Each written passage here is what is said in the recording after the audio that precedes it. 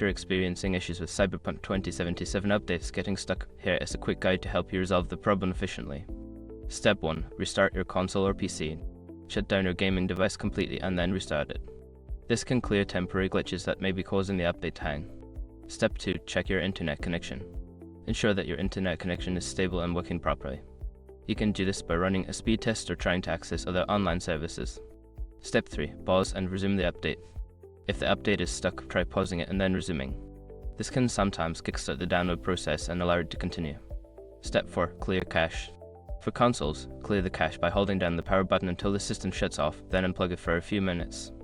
For PC, you can clear the cache through your game launcher settings. Step 5. Reinstall the game. If all else fails, consider uninstalling and then reinstalling Cyberpunk 2077.